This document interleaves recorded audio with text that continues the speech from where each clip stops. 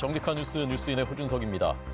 어제 발표된 2015년 한일 간의 위안부 문제 합의 검토 결과에 대한 발표 이후의 관심은 절차에는 문제가 있지만은 결과 합의 내용은 그대로 가느냐 아니면 결과까지 뒤집어서 재협상하는 쪽으로 가느냐였습니다. 오늘 문재인 대통령이 이 문제를 직접 언급했습니다. 당시 합의에 중대한 흠결이 드러났다. 당시 합의로는 위안부 문제가 해결되지 않는다라고 말했습니다. 정부는 빠른 시일 안에 후속 조치를 마련하라고 지시했습니다. 사실상 추가 협상을 시사한 것으로 풀이됐습니다. 자세히 듣겠습니다. 김도원 기자 나오십시오. 네, 청와대입니다. 네, 예상보다 좀 강력한 입장이라고 볼 수 있는 건가요? 예, 오늘 오전 박수현 청와대 대변인이 문재인 대통령의 입장문을 대신 발표했습니다.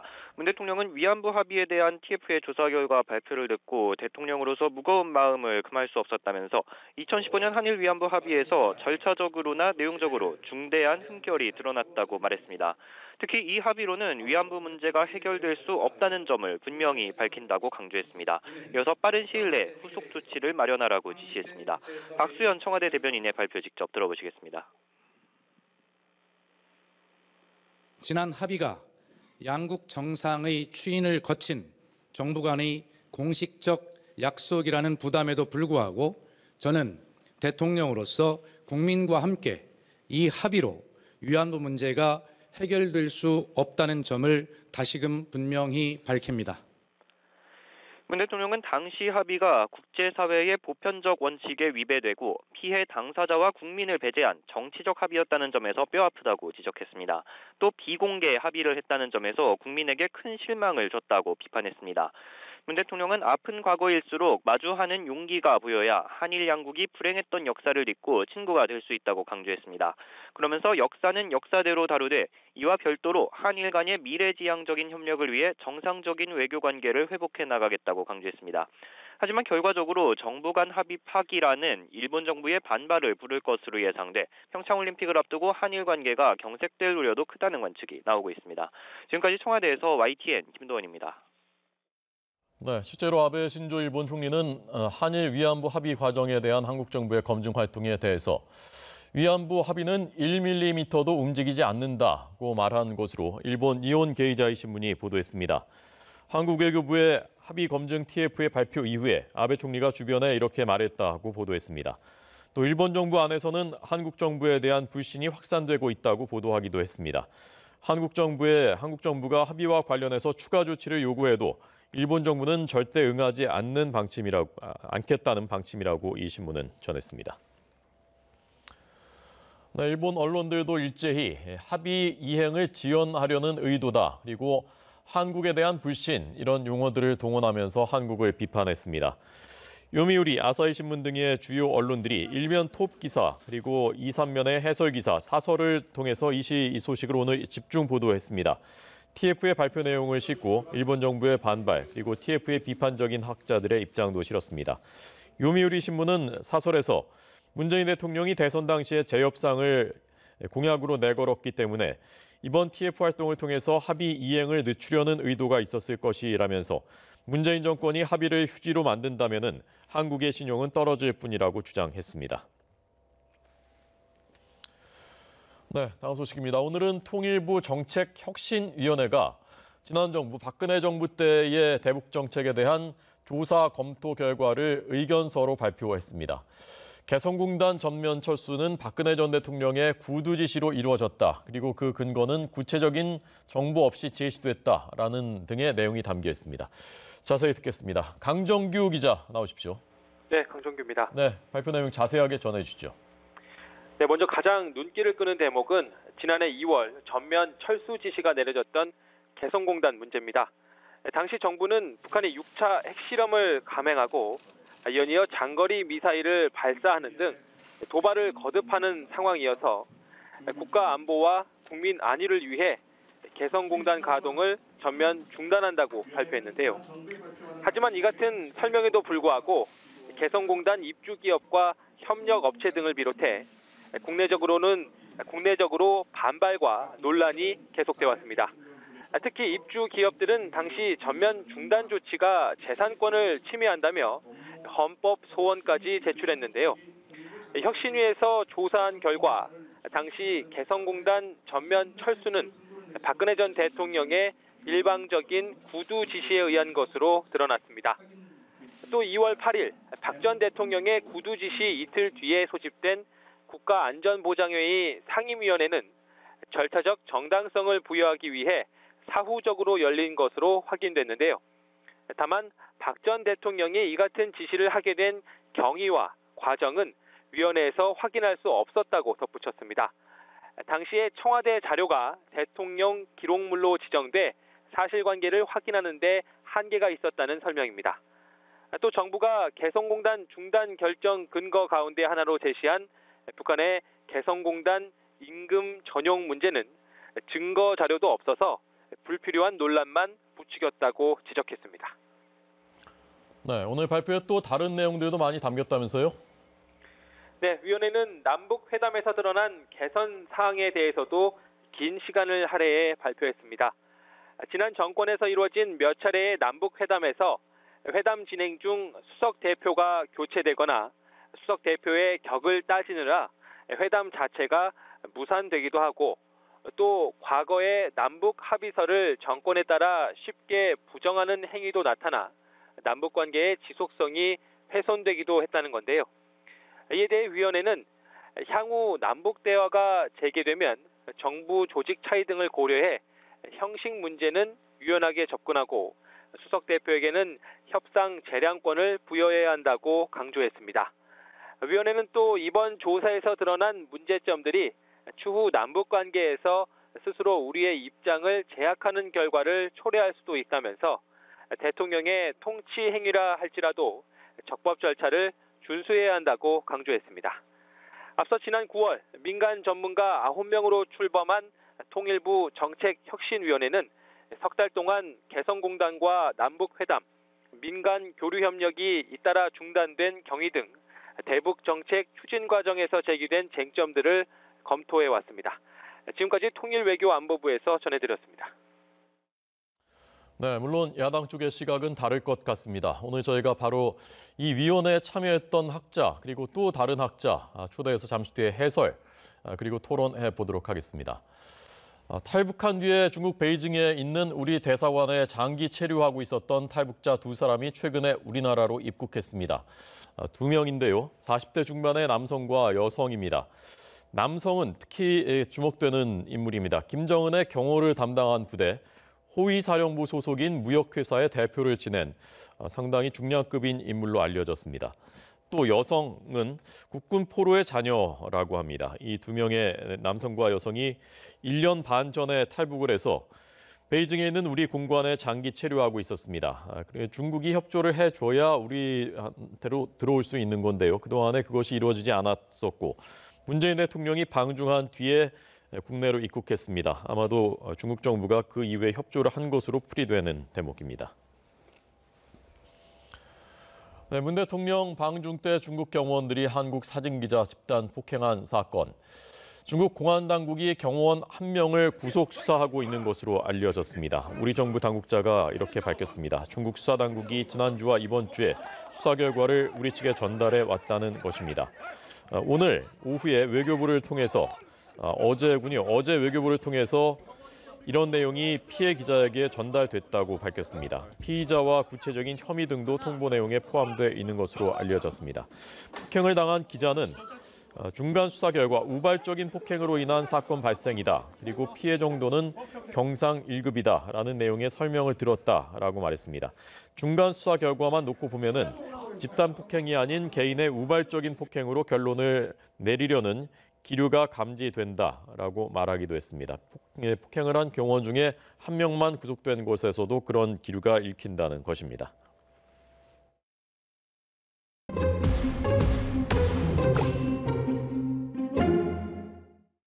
한일 관계의 새로운 돌파구, 일본 측의 진정한 사과, 역대 어느 정부도 이루지 못했던 외교적, 역사적 성과 등등의 자화자찬 일색의 몰지각한 역사인식을 드러낸 자유한국당 의원들의 뼈저린 반성과 사과를 촉구합니다. 모든 국가 기밀도 비밀도 다 해제하면서 정치보복과 정책보복에는 거리낌이 없는 사람들이 왜 UAE에서 지난 8개월 동안 자신들이 한 일에 대해서 국민들 앞에 진실한 고백을 하지 않는지. 문 대통령의 위안부 재협상 대선 공약이 여전히 유효한지 묻지 않을 수 없습니다. 우리 정부의 위안부 문제에 대한 명확한 입장을 밝혀주시기 바랍니다. 박근혜 정부의 잘못은 열심히 파헤치고 본인들의 해결책은 제시 안 한 이 문제가 오히려 더 심각하다고 생각하고 자칫 줏대도 없고 원칙도 없는 그런 한일 관계가 전개될까 봐 심각하게 우려합니다. 네, 다음 소식입니다. 연말에 안타까운 사고, 화재들이 잇따르고 있습니다. 과거와 비슷한 양상의 사고들이 또 반복되고 있다는 것이 더욱더 마음을 아프게 합니다. 오늘은 서울 강서구청 사거리인데요. 철거 공사장에 크레인이 또 넘어졌습니다. 그러면서 근처 정류장에 시내버스가 있었는데 이 시내버스를 덮쳤습니다. 안타깝게도 버스 승객 1명이 목숨을 잃었고 15명이 병원에서 치료를 받고 있습니다. 현장으로 가보겠습니다. 박서경 기자 나오십시오. 네, 강서구청 사거리 사고 현장입니다. 네, 지금 현장 상황은 어떻습니까? 네, 지금 현장에서는 여전히 수습 작업이 이어지고 있습니다. 도로 역시 일부 계속해서 통제되고 있는데요. 이 제 뒤로 보이는 것처럼 쓰러진 크레인은 버스 가운데 부분을 완전히 덮친 상태입니다. 사고가 난 건 오늘 오전 9시 50분쯤입니다. 철거 현장에 있던 크레인이 승하차를 위해 정류장에 있던 650번 시내버스를 덮쳤는데요. 이 사고로 승객 16명이 병원으로 옮겨졌는데 이 가운데 53살 여성 서모 씨는 병원에서 치료 도중 숨졌습니다. 또 61살 남성 승객 역시 위독한 상태인 것으로 전해졌습니다. 현재까지 이번 사고로 인한 인명피해는 사망 1명에 중상 1명, 경상 14명입니다. 네. 왜 그랬는지 사고 원인이 무엇인지는 어느 정도 파악되고 있습니까? 네, 일단 사고는 철거 작업을 하던 화장품 회사 건물에서 났습니다. 70톤짜리 크레인이 5톤 무게의 굴착기를 옥상으로 들어 올리려다 이 무게를 이기지 못하고 쓰러진 것으로 보이는데요. YTN이 사고 당시 영상을 입수했습니다. 이 영상을 토대로 설명해 드리겠습니다. 멀리서 크레인이 굴착기를 들어 올리는 모습 볼 수 있습니다. 그러다가 갑자기 쓰러지는데 크레인 구조물은 그대로 버스를 덮칩니다. 들어 올리던 굴착기는 도로 위로 떨어졌습니다. 경찰은 이를 토대로 정확한 사고 원인을 조사할 방침입니다. 또 경찰은 크레인 기사에게 업무상 과실치사 혐의를 적용해 피의자로 입건한 뒤 조사하고 있습니다. 또 현장 수습이 되는 대로 현장 안전관리자를 불러 조사하는 등 안전규정 준수 여부를 따져볼 방침입니다. 지금까지 강서구청 사거리 사고 현장에서 YTN 박서경입니다. 네, 현장에서 박서경 기자가 전해드렸습니다. 바로 뒤로 사고 현장이 보이고 있었습니다. 저희 YTN이 입수한 영상 다시 한번 보겠습니다. 네, 지금 저 크레인이 저 굴착기를 끌어올리고 있는 모습인데요. 저 영상이 찍히고 있었습니다. 촬영되고 있었습니다. 그런데 갑자기 쓰러지는 모습, 떨어지면서 쓰러지는 모습입니다. 자, 이 다음에 버스를 어떻게 덮치게 됐는지 거기까지는 잡히지가 않았고요. 이 크레인 사고가 계속해서 잇따르고 있고 그래서 그때마다 대책도 나오고 원인에 대한 분석도 있습니다만은 계속해서 이렇게 반복되고 있다는 것이 더욱더 안타까운 일입니다. 구조적인 근본적인 문제점이 해결되지 않으면은 또 일어날 가능성을 배제할 수 없기 때문에 정말로 좀 근본적으로 논의를 해야 될 필요성이 있는 것이 아닌가. 많은 분들이 지금 그렇게 공통적으로 느끼고 계실 것입니다. 안타까운 사고, 1명이 목숨을 잃었고 많은 분들이 다쳤습니다.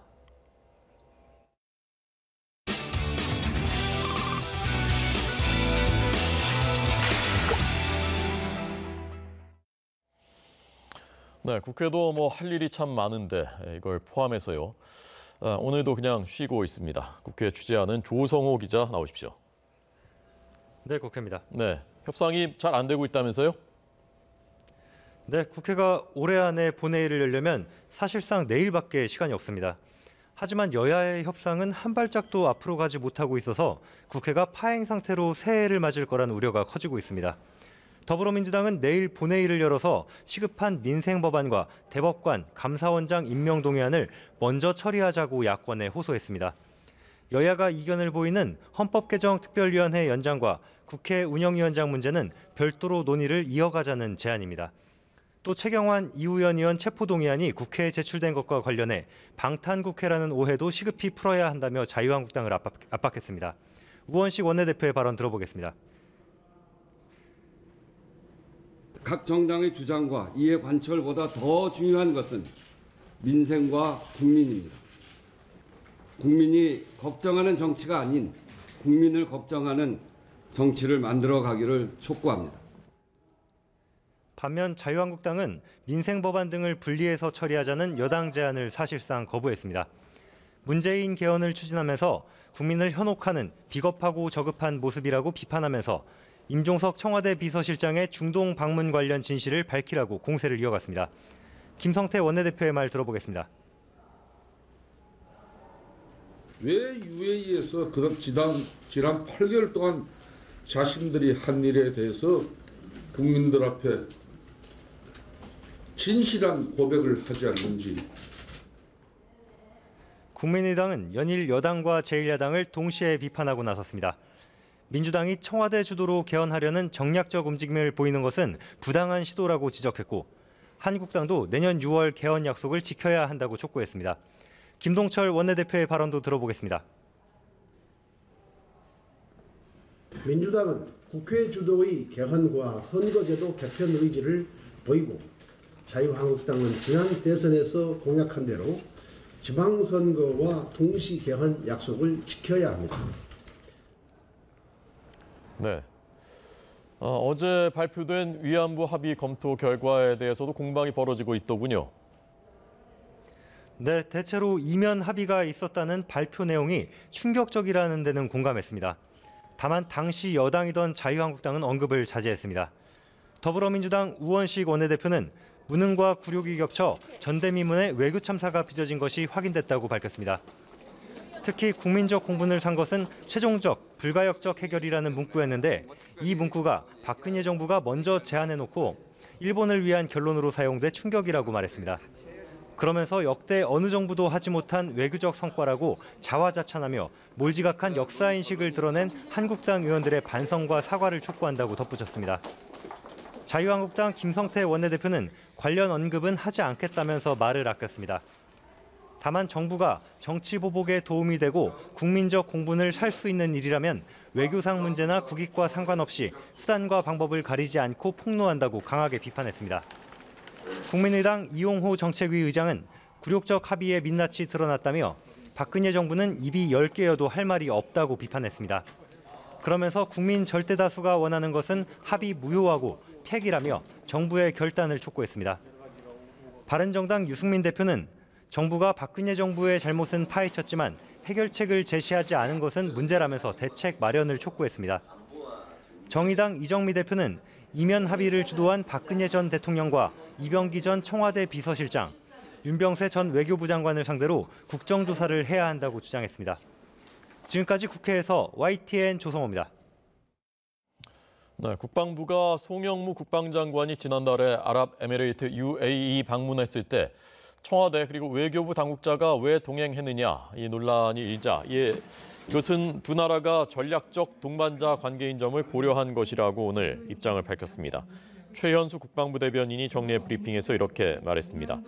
당시 윤순구 외교부 차관보 그리고 청와대 관계자가 동행했다는 언론 보도가 이에 앞서서 있었습니다.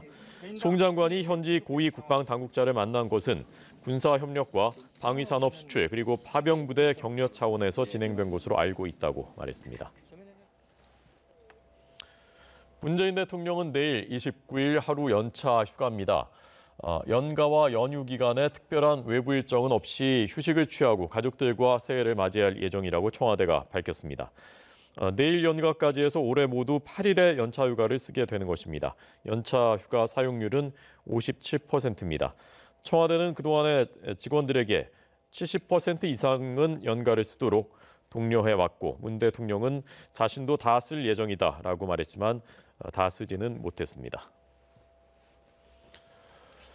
블랙리스트 사건 1심 재판에서 이 블랙리스트 부분에 대해서는 무죄 선고 받으면서 석방됐던 조윤선 전 청와대 정무수석 전 문체부 장관, 국정원 특수활동비를 상납받아 썼다, 그리고 화이트리스트를 만들었다라는 사건으로 다시 수사를 받고 있죠.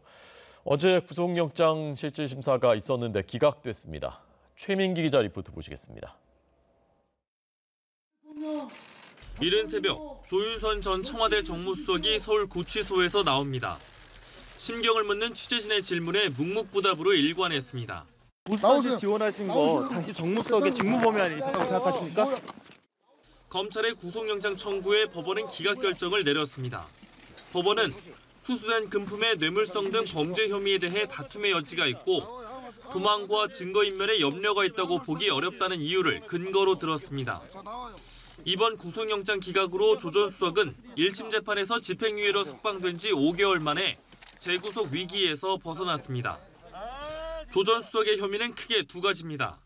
박근혜 정부에서 정무수석으로 재직하면서 국정원에 매달 500만 원씩 5천만 원을 받았고 보수단체들이 관제대모를 벌이도록 지원하고 조종하는 데 관여한 혐의입니다. 검찰은 앞서 청와대 정무수석실이 전경련에 압력을 넣어 보수단체 수십 곳에 69억 원을 지원하게 한 정황을 파악했습니다. 법원의 구속영장 기각 결정에 대해 검찰은 수긍하기 어렵다는 반응입니다. 조 전 수석이 이미 국정원 돈을 받았다는 사실을 인정했고 관제대모 조정 혐의로 구속된 부하 직원 사례와 비춰볼 때 형평성에도 어긋나는 데다 블랙리스트 재판에서 관련자들이 위증하는 등 증거인멸 우려도 크다는 판단 때문입니다. 조 전 수석의 혐의와 관련해 박근혜 전 대통령이 얼마나 관여했는지도 함께 파악하려 했던 검찰은 법원의 이번 구속영장 기각 결정으로 수사에 차질이 불가피해졌습니다. YTN 최민기입니다. 네, 반면에 우병우 전 청와대 민정수석 현재 구속돼 있고 구속이 타당한지 가려달라는 구속 적부심을 어제 받았죠. 기각됐습니다. 그대로 구속 상태가 유지된다는 뜻입니다. 함영건 기자가 보도합니다. 법원이 우병우 전 청와대 민정수석에 대한 구속 적부심을 기각했습니다. 검찰이 계속 구속 상태로 우 전 수석을 수사할 필요성이 있다고 판단한 것으로 풀이됩니다. 이에 따라 우 전 수석은 구속 상태에서 현재 진행 중인 재판과 검찰의 추가 조사를 받게 됐습니다.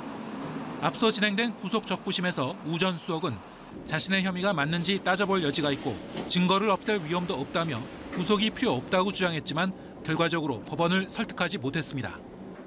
검찰은 우 전 수석이 구속 뒤 조사에 비협조적인 태도를 보이는 등 여전히 증거 인멸 가능성이 있는 점을 강조한 것으로 알려졌습니다. 우 전 수석은 자신을 조사하던 이석수 전 특별감찰관 등을 불법 사찰하라고 국정원에 지시한 혐의를 받고 있습니다. 또 진보 성향 교육감들과 한국과학기술단체 총연합 산하 단체들에 대한 뒷조사를 지시하고 보고받은 혐의도 있습니다. 우 전 수석은 구속된 뒤에도 당시 민정수석의 직무 범위 안에 있던 일이라며 자신의 혐의 대부분을 부인해왔습니다. 우 전 수석은 검찰에 3차례 영장 청구 끝에 지난 15일 구속됐고 수감 열흘 만인 지난 25일 구속 적부심을 청구했습니다. YTN 함영건입니다. 방송통신위원회가 어제 구여권 현재 야권 추천 몫인 강규형 KBS 이사 해임 건의안을 의결했습니다. 이 해임 건의안을 문재인 대통령이 받아들여서 해임하게 되면 KBS 경영진 교체로 이어질 가능성이 높아졌습니다. 강규형 이사에 대한 해임 건의안 의결은 감사원이 업무 추진비를 부당하게 사용했다는 이유로 KBS 이사진에 대해서 해임 건의와 연임 배제 등의 인사조처를 요구한 데 따른 것입니다. 방통위는 이 결과를 바탕으로 전원의 이사들에게 의견 제출 기회를 부여했고 강 이사에 따라서는 사전 통지와 청문을 거쳐서 해임을 건의하기로 의결했다고 설명했습니다. 파업 중인 KBS 노조는 환영한다는 입장을 밝혔습니다. 강규형 이사 해임 건의안 의결은 늦었지만 다행이라면서 방통위가 KBS 정상화를 위한 물꼬를 튼 것을 환영한다고 말했습니다.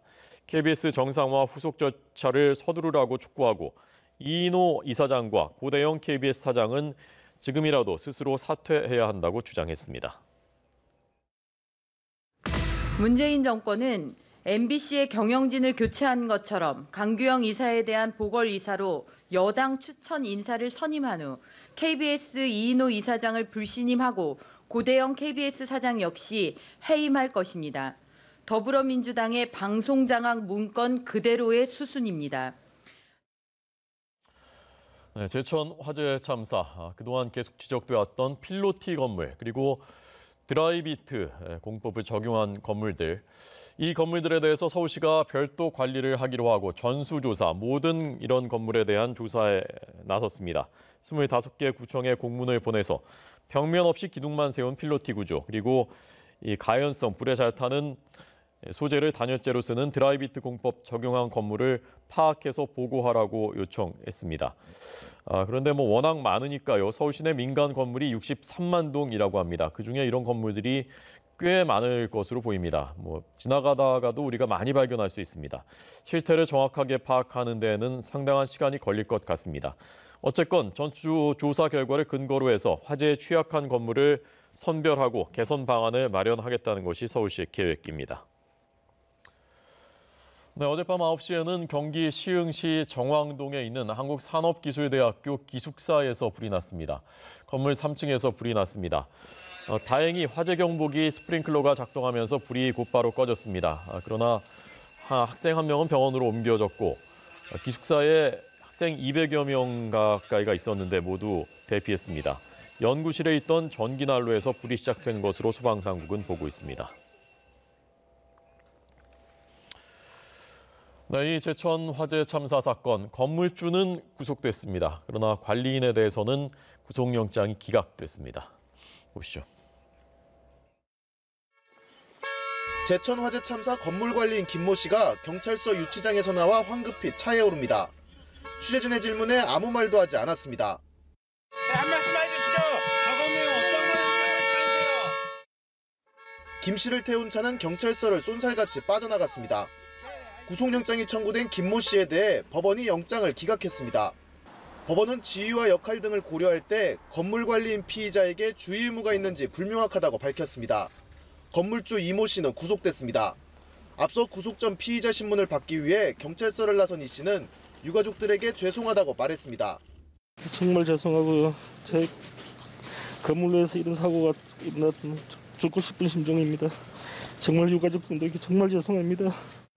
법원은 이 씨에 대해 범죄 혐의가 소명되고 도주와 증거인멸의 우려가 있다며 구속의 사유와 필요성이 인정된다고 설명했습니다. 두 사람은 건물 관리를 소홀히 해 화재로 29명이 숨지고 39명을 다치게 한 혐의를 받고 있습니다.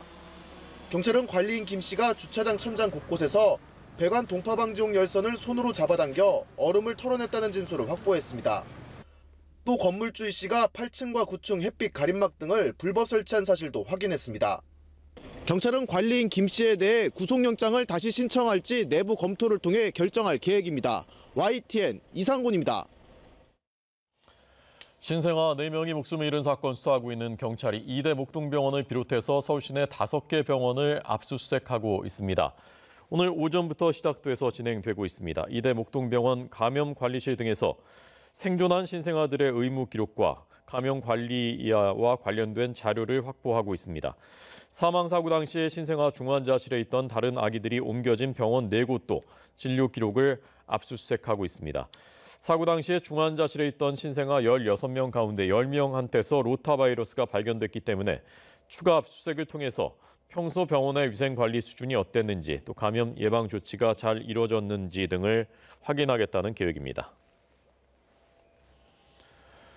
네, 이제 사법시험 폐지가 사흘 앞으로 다가왔습니다. 이런 가운데 헌법재판소가 오늘 사실을 폐지하는 것이 위헌인지 헌법에 어긋나는지를 최종 판단하게 됩니다. 오후 2시부터 이 선고 심판이 시작됐습니다. 선고 재판이 시작됐습니다. 아마 뉴스인 시간 안에 결과가 나올지도 모르겠습니다. 이 사법시험 준비생 A씨가 청구한 사건인데요. 변호사 시험법 부칙 제2조에 대한 것입니다. 이 부칙은 사법시험법은 폐지한다라고 규정되어 있는 부칙입니다. 그리고 해당 조항을 올해 12월 31일부터 시행한다라고 되어 있기 때문에 이제 사흘 남은 것입니다. 이 사실을 준비하고 있었던 A씨는 헌법상 보장돼 있는 개인의 행복 추구권을 침해한다라면서 이것이 헌법에 어긋난다라고 헌법 소원 심판을 청구한 것입니다. 결과 나오면은 말씀드리겠습니다.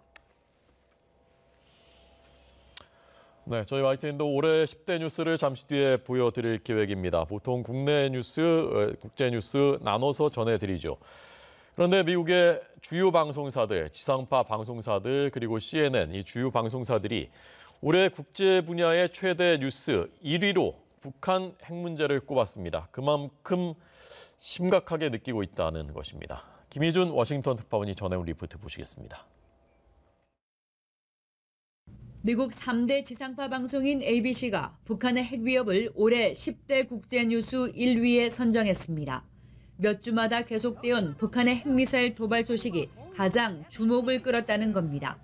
At a time of tension with China and when North Korea is threatening the U.S. and its allies with what it says are nuclear-tipped missiles. 특히 지난달 ICBM급 화성 15형 발사는 한반도 긴장을 최고조로 끌어올렸다고 평가했습니다. 김정은 위원장의 이복형 김정남 피살과 북한에서 송환됐다 숨진 오토 원비어 사건은 이 같은 긴장 속의 큰 뉴스였다고 밝혔습니다. 또 김정은과 트럼프의 말전쟁이 세계의 시선을 끌었다고 전했습니다. 미 CNN 방송도 올 한해 국내외 뉴스를 정리하며 북핵 문제를 주요하게 다뤘습니다. North Korea claims it successfully launched an intercontinental ballistic missile, claims it tested a hydrogen bomb. 이 방송들은 일제히 내년에 기대되는 행사로 평창 동계올림픽을 꼽았습니다. CNN은 2018년 주목할 18가지 이벤트 중 최우선 순위에 평창올림픽을 올렸습니다. ABC도 새해 주요 행사로 평창올림픽을 거론하며 북미 간 대치 고조와 러시아 선수단 도핑 사태가 그림자를 드리고 있다고 밝혔습니다. 더욱이 안전 문제를 거론한 헤일리 유엔 대사의 발언이 논란이 됐다면서 한국이 북한의 도발을 우려해 한미훈련 연기를 요청했다고 덧붙였습니다. 워싱턴에서 YTN 김희준입니다. 스위스 정부는 대북 제재 명단에 북한 개인 16명 그리고 기관 한 곳을 추가했습니다. 미국 자유아시아 방송이 보도했습니다. 미국의 북한 인물들에 대한 개인 제재는 심리적인, 상징적인 의미가 강하다면은 스위스는 비밀 계좌가 있는 곳이기 때문에 실효성이 좀 더 있을 가능성이 있습니다. 스위스 정부 관계자를 인용해서 유엔 안보리 대북 제재 결의를 이행하기 위해서 스위스 정부가 이렇게 결정했다고 밝혔습니다. 노동당 군수공업부의 리병철, 미사일 개발의 핵심적인 인물입니다. 김정식 역시 최근에 미국이 제재했던 바로 그 인물입니다. 그리고 해외에서 무기 개발에 필요한 자금을 조달한 것으로 알려진 금융인 14명도 포함돼 있습니다. 우리 군은 새해 앞두고 경기도 양평에서 아파치 공격 헬기 10대를 동원한 사격 훈련을 벌였습니다. 양평 용문산 일대에서 편대 비행을 했고 또 나머지 다른 아파치 헬기들은 비송 사격장에서 30mm 기관총과 2.75인치 로켓 사격도 실시했습니다. 아파치 헬기는 북한 전차 그리고 공기 부양정, 무인기 같은 육지와 바다, 공중에서 침투하는 적을 타격할 수 있는 전방위 공격 능력을 가지고 있는 우리 군의 핵심적인 무기 가운데 하나입니다. 네, 올해 2017년에 우리나라에서 태어난 아기 40만 명이 채 되지 못했습니다. 사상 처음 있는 일입니다. 김원배 기자가 전해드리겠습니다. 통계청은 올 10월에 출생아 수가 27,900명으로 집계됐다고 밝혔습니다. 이는 1년 전인 지난해 10월보다 11.7%, 3,700명 감소한 것입니다. 또 지난해 12월의 27,400명에 이어 사상 두 번째로 적은 수준입니다. 또 10월 기준으로는 관련 통계가 집계되기 시작한 2000년 이후 최소입니다. 올해 1월부터 10월까지 누적 출생아 수는 30만 6천 명으로 지난해 같은 기간보다 12.2% 감소했습니다. 이런 추세라면 올해 연간 출생아 수는 사상 처음으로 40만 명에 미치지 못할 것으로 확실시되고 있습니다. 11월과 12월 두 달 동안 지난해 수준으로 출생아 수가 늘어난다고 해도 올해 연간 출생아 수는 30만 명대 중반에 머물 것으로 보입니다. 연간 출생아 수는 2000년 63만 4,500명에서 2002년 49만 2,100명으로 감소했고 지난해에는 40만 6,200명을 기록해 겨우 40만 명대를 유지했습니다. 전년 같은 달과 비교한 출생아 수는 2015년 12월부터 23개월째 감소하고 있습니다. 특히 지난해 12월부터 올 10월까지 최근 11개월간은 감소율이 10%대를 유지하는 등 저출산 현상이 심화하고 있습니다. YTN 김원배입니다. 네, 또 안 좋은 소식인데요. 사랑의 온도탑이 꽁꽁 얼어붙었다고 합니다. 올해가 특히 기부 한파입니다. 사랑의 열매 사회복지 공동 모금회 집계 결과입니다. 범국민 모금 운동 희망 나눔 캠페인을 시작한 지 지금 37일째인데 지난 26일 그제까지 모금액이 2,085억 원입니다. 목표액 수가 3,994억 원인데 절반을 겨우 넘어선 것입니다. 목표액의 1%가 채워지면 1도씩 사랑의 온도탑이 오르게 돼 있죠. 서울 광화문 광장에 있습니다. 그런데 지금 52.2도, 지난 3년 사이에 가장 낮은 수치를 기록하고 있습니다. 네, 아직 사흘 남았습니다. 온도 좀 더 같이 높여보시죠. 이런 소식도 다행히 있습니다. 구세군의 자선 냄비 거리에서 모금하죠. 그런데 역대 최고 금액 1억 5천만 원어치의 수표가 모금됐습니다. 누가 넣는지는 모른다고 합니다. 지난 24일인데요. 서울의 잠실에 있는 롯데백화점 앞에 있는 자선 냄비에 5천만 원짜리 수표 3장이 접혀 있었습니다. 1928년에 시작된 이 구세군 자선 냄비 거리 모금 이후에 최고 액수입니다. 전부 남양주 농협에서 발행된 수표고요. 일련 번호가 이어져 있습니다. 그러니까 한 사람이 낸 것은 분명한데 누가 냈는지는 전혀 알 수가 없는 상황이라고 합니다. 네, 요즘 영화 신과 함께가 화제입니다. 무려 600만 명 관객 돌파를 눈앞에 두고 있습니다. 새로운 것에 도전하는 도전 정신이 돋보인 영화라고 합니다. 윤현숙 기자가 취재한 리포트 보시겠습니다.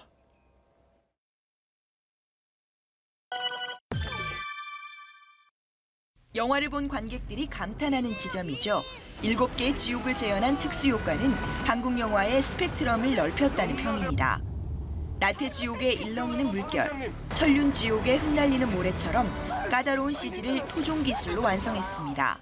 동일한 품질의 미국이나 외국 영화였으면 10분의 1 정도의 가격으로 그 정도 비주얼을 보여줄 수 있다라는 확신 하에 만들었으니까요. 열의 9장면은 세트장 그린 매트 위에서 촬영됐고 배우들은 상상력에 의존해 연기했습니다.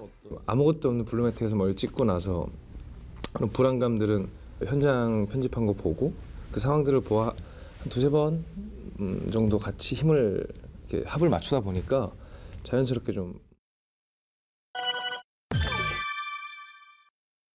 원작 웹툰의 방대한 서사를 2시간 안에 담기 위해 과감히 선택과 집중을 했습니다.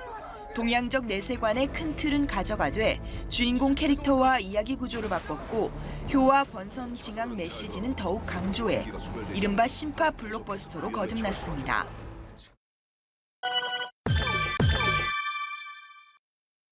가장 과감한 도전은 1, 2편을 동시에 기획하고 촬영한 것. 제작비 절감과 배우 스케줄 조정 등 현실적 요소가 고려됐지만 쉽지 않은 결단입니다. 해외에서도 통했습니다. 하이라이트 영상만으로 100여 개국에 선판매됐고 한국 영화 최초로 아시아권 기자들을 초청해 대규모 행사도 진행했습니다. 지난 주말 대만에서 흥행 1위를 기록한 데 이어 북미와 동남아 등에서 잇따라 개봉합니다. 어느 나라에서든 다 통할 수 있는 메시지가 있기 때문에 다른 나라에서도 재밌게 보시지 않을까. 부산행, 명량을 잇는 역대 3위의 흥행 속도. 성탄절 연휴와 대기업의 자사영화 밀어주기 덕을 봤다는 지적도 있지만 누구도 가지 않은 길에 도전해 새 길을 연 것만은 분명합니다. YTN 윤현숙입니다. 네, 미국의 전현직 대통령 2사람 사이에 있는 인물. 내년에 결혼하는 영국의 해리 왕자입니다. 이 세 사람이 대체 무슨 관계가 있는지 잘 얽히지 않을 것 같은데요. 사연이 있습니다. 보시겠습니다. 내년 5월 열리는 영국 해리 왕자와 할리우드 여배우 메건 마클의 결혼식을 앞두고 미국 전현직 대통령의 초청 여부가 논란이 되고 있습니다. 영국 대중지 더 선은 영국 정부가 해리 왕자에게 오바마 전 대통령을 하객으로 초청하지 말 것을 조언했다고 보도했습니다. 해리 왕자와 여러 해 동안 우정을 쌓고 있는 오바마 전 대통령을 초청하지 말라고 한 건 트럼프 대통령과의 관계 때문입니다. 트럼프 대통령을 쏙 빼놓고 오바마만 초청할 경우 트럼프의 심기를 거스를 수 있기 때문입니다. 밀월 관계였던 영국과 미국은 지난 11월 트럼프 대통령의 이슬람 비판 동영상 리트윗 건으로 급속히 악화됐습니다. 영국은 더군다나 덜컥 트럼프 대통령을 국빈 초청해놓고도 반발 여론 때문에 이를 슬며시 실무 방문으로 격화시켰습니다. 그렇다고 트럼프 대통령을 결혼식에 초대하는 것은 어려워 보입니다. 해리 왕자의 약혼 여인 마클은 지난해 미 대선 기간 방송에 나와 트럼프를 분열주의자, 여성 혐오주의자라고 맹비난했습니다. 트럼프 역시 지난 2000년 방송에서 해리 왕자의 어머니인 고 다이애나 왕세자비에 대해 차마 입에 담지도 못할 망언을 했습니다. 미국 전현직 대통령의 초청권이 논란이 되자 해리 왕자는 조심스런 반응을 보였습니다. Well enough to invite him to your wedding? Well, I don't know about that. That's we haven't put the invite or the guest list together yet. So who knows whether he's going to be invited or not. 절친 오바마와 불청객 트럼프, 우정과 국가 이익 둘을 놓고 해리 왕자의 고민이 깊어지게 됐습니다. YTN 임수근입니다.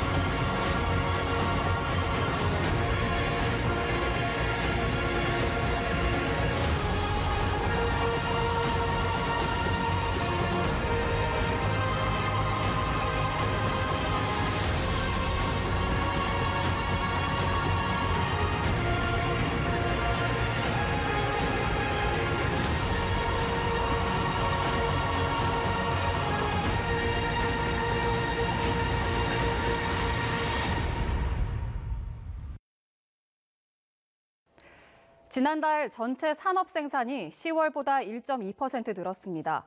스마트폰 신제품이 출시되면서 통신기기 판매 등이 늘었고 주식 호조로 금융보험업 거래 실적이 늘어난 영향으로 분석됩니다. 소비도 5.6% 올라서 8년여 만에 가장 높은 상승폭을 기록했고 설비 투자도 운송장비 투자가 늘면서 10.1% 올라 반등에 성공했습니다. 한미 자유무역협정 FTA 개정 협상이 내년 1월 5일 공식 개시됩니다. 미국 워싱턴 DC에서 첫 회의가 열리는 이번 협상은 미국 우선주의를 내세운 도널드 트럼프 미 행정부가 자동차와 농축산물 등 각 분야의 개정을 요구하며 대대적인 압박에 나설 기세여서 한미 양국 간 치열한 힘겨루기가 예상됩니다. 정부는 가상통화 투기를 근절하기 위해 가상계좌 실명제 실시에 이어 거래소 폐쇄 특별법 제정을 논의하기로 했습니다. 정부는 가상통화가 비이성적으로 과열되고 있다는 데 의견을 모으고 추가 대책을 내놨습니다. 본인 확인이 곤란한 현행 방식의 가상계좌 신규 발급을 전면 중단하고 기존의 가상계좌 이용자도 실명계좌를 이용하도록 할 방침입니다. 또 시세 조정 등 가상통화 관련 범죄에 대해서는 구속수사와 함께 법정 최고형을 구형할 방침입니다. 정부는 이와 함께 법무부가 건의한 가상통화 거래소 폐쇄를 위한 특별법 제정 등 가능한 모든 수단을 동원해 대응 방안을 검토하기로 했습니다. 최응식 금융감독원장이 비트코인 등 가상화폐의 가격 급락 가능성을 경고했습니다. 최 원장은 서울 여의도 금감원에서 출입기자와 금융포럼과 함께 송년 만찬을 하면서 2000년 초반 IT 거품 때도 기업은 형태가 있었다면서 나중에 비트코인은 거품이 확 빠질 것으로 내기해도 좋다고 말했습니다. 불법 폭력 시위를 주도한 혐의로 수배 2년 만에 체포된 이영주 민주노총 사무총장에 대해 경찰이 오늘 병원 방문 조사를 벌입니다. 이 사무총장은 민주당사 당대표 사무실을 점거하고 구속 노동자 석방과 정치 수배 해제를 요구하며 열흘 동안 단식 농성을 하다가 어제 체포된 뒤 병원으로 이송됐습니다. 식품의약품안전처가 국내에서 판매되는 생리대와 기저귀에 들어있는 휘발성 유기화합물은 인체에 해롭지 않다는 결론을 내렸습니다. 식품의약품안전처는 생리대에 있는 클로로벤젠과 아세톤 등 휘발성 유기화합물 74종을 조사한 결과 24종은 모든 제품에서 검출되지 않았고 검출된 50종도 검출량이 인체에 해롭지 않은 것으로 평가했습니다. 가습기 살균제로 천식을 앓게 된 질환자 6명이 처음으로 피해를 인정받았습니다. 환경부는 제5차 가습기 살균제 피해 구제위원회를 열고 가습기 살균제 피해 신청자 2천여 명 가운데 천식 피해 조사 판정 결과를 심의해 6명을 처음으로 피인정인으로 의결했습니다. 방송 작가들의 처우를 개선하고 공정한 방송산업 생태계를 조성하기 위한 표준 계약서가 도입됐습니다. 문화체육관광부가 시행한다고 밝힌 이 표준 계약서는 방송 프로그램에 사용되는 원고의 집필과 사용에 대해 방송사와 작가, 제작사와 작가 간의 합리적인 권리 관계를 명확하게 규정하고 있습니다. 초등학교 시절부터 60년 동안 우정을 이어온 단짝 친구가 뒤늦게 친형제로 밝혀져 화제입니다. 조승희 기자가 보도합니다. 하와이 오하우 섬에 사는 두 친구 맥팔레인과 로빈스는 초등학교 시절 미식축구를 좋아해 주전으로 활약했습니다. 운동도 좋아했지만 두 친구는 비슷한 고민거리를 갖고 있어 한층 가깝게 지내게 됐습니다. 나이가 1살 많았던 맥팔레인은 아버지가 누군지 모르고 자랐고 로빈슨 역시 입양아였기 때문입니다. 인터넷과 소셜미디어로 뿌리를 찾던 맥팔레인은 단서를 찾지 못하자 결국 DNA 매칭 웹사이트 문을 두드리게 됩니다. 그는 마침내 자신과 동일한 X 염색체를 갖고 있으면서 가장 일치하는 DNA를 가진 회원을 발견했는데 그가 바로 오랜 친구 로빈슨이었습니다. It was so funny, but we were both, when we played for Punahou, we were both first string, and we're brothers playing side by side. He's the tackle, I'm the end, and we never knew, 혈육을 찾게 된 행운은 동생 로빈슨 역시 같은 웹사이트를 이용했기에 가능했습니다. That's what's really amazing, We go for about 60 years. But there was, but there was times when I did think, I look like Robbie. 한 어머니에게서 태어난 형제는 여행도 다니며 남은 인생을 함께 즐길 계획이라고 밝혔습니다. YTN 조승입니다. 서울시는 노숙인의 자립을 지원하는 희망의 친구들 시범 사업을 통해 지난 6년간 200명에게 일자리를 제공했다고 밝혔습니다. 서울시는 희망의 친구들 사업을 포함한 다양한 자활 사업의 결과 서울역 일대 노숙인 수가 2011년 204명에서 올해는 125명으로 40%가량 줄었다고 밝혔습니다. CJ그룹이 베트남 청소년 100명에게 모두 2천만 원 규모의 장학금을 전달했습니다. CJ그룹은 2013년부터 5년째 베트남 람동성에서 학업 성적은 우수하지만 가정 형편이 어려운 학생들에게 장학금을 지급하고 있는데요. 기존의 55명에서 올해 100명으로 수혜 대상을 늘렸습니다. 국립공원관리공단이 해넘이와 신년 해맞이를 감상할 수 있는 국립공원 주요 명소 6곳을 선정했습니다. 해맞이 명소로는 설악산 울산바위 전망대, 경주 토암산, 한려해상 사천 초양도를 추천했고 해넘이 명소는 한려해상 다라공원, 태안해안 꽃지해수욕장, 변산반도 채석강, 적벽강을 꼽았습니다. 국내 최고층 건물인 롯데월드타워에서 2018년 새해맞이 불꽃놀이 행사인 롯데월드타워 카운트다운 쇼가 펼쳐집니다. 오는 31일 밤 11시 40분부터 1월 1일 새벽 0시 10분까지 진행되고 유튜브와 페이스북을 통해 생중계되는데요. 롯데월드타워의 높이를 상징하는 555초 동안 불꽃과 레이저 조명 등이 어우러진 쇼로 꾸며집니다. 네, 볼에 닿는 공기가 한결 부드럽습니다. 현재 서울 기온 영상 1도로 어제 같은 시각보다 5도나 높고요. 체감 온도는 7도나 높습니다. 따뜻한 공기가 유입되면서 기온이 오르고 있는데요. 오늘 오후 동안 큰 추위 없이 예년 이맘때 겨울 날씨를 되찾겠습니다. 다만 밤부터 대기 정체와 또 한파가 풀리면서 서울 등 중서부 지역은 미세먼지 농도가 높게 나타나겠습니다. 현재 전국에 대체로 구름 많은 모습입니다. 경기 서해안 지역에는 약하게 눈이 날리고 있는데요. 오늘 밤까지 중부지방에는 약하게 눈이 날리는 곳이 있겠지만 쌓이지는 않겠습니다. 다만 내일 새벽부터 아침 사이에는 강원 영서와 충북, 경북 내륙에 1에서 3cm의 눈이 내려 쌓이겠습니다. 내일 아침 기온 오늘보다 4도에서 6도가 높아서 크게 춥지 않겠습니다. 서울과 대전, 대구와 광주 모두 0도로 시작하겠습니다. 낮 기온 오늘보다 2도에서 3도가 높겠습니다. 서울 5도, 광주와 대구 9도까지 올라서 예년 기온을 웃돌며 비교적 포근하겠습니다. 올해 마지막 주말인 모레는 오후부터 전국에 눈이나 비가 오겠고요. 중부지방은 일요일 오전까지 이어지는 곳이 있겠습니다.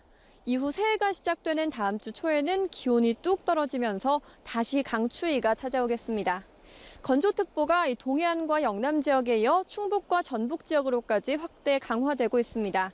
작은 불도 대형 화재로 번지기 쉬운 만큼 불씨 관리 철저히 해주시기 바랍니다. 지금까지 하늘공원에서 YTN 박현실입니다.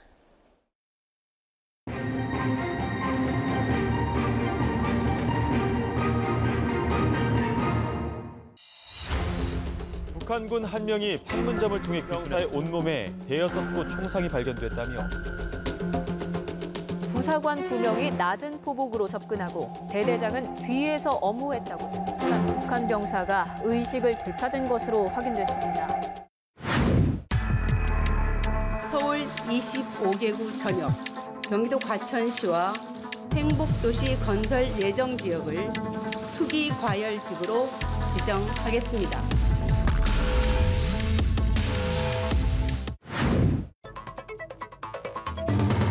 모든 산란계 농장에 계란 출하를 중지를.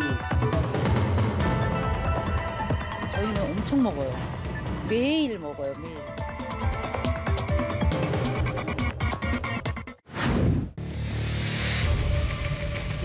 김정남이 말레이시아에서 피살됐다고. 김정남 얼굴에서 액체 상태인 VX가 사용될 사실이 확인됩니다.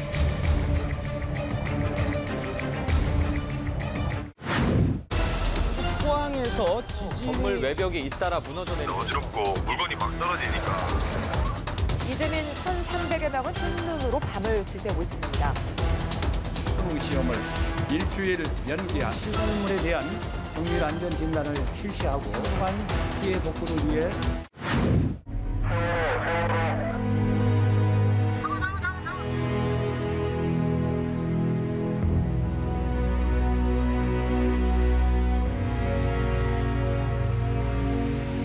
(1091일) 만인 오늘 완전히 육상에 안착했습니다. 주한미군의 사드포드 오산 기지로 전격 반입됐습니다.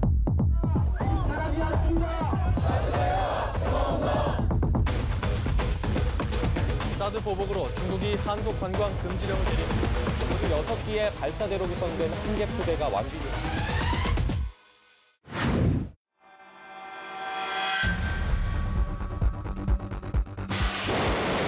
대륙간 탄도로켓 시험 발사 성공. 북한이 핵과 사유를 포기할 때까지 강력한 제재와 압박을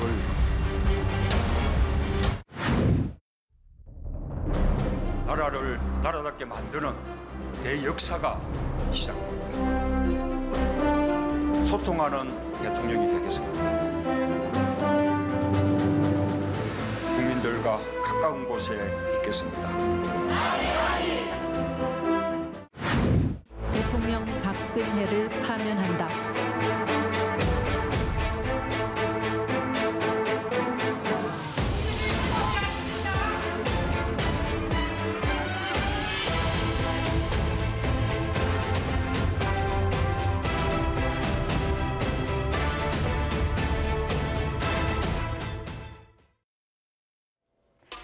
이 시각 주요 뉴스입니다.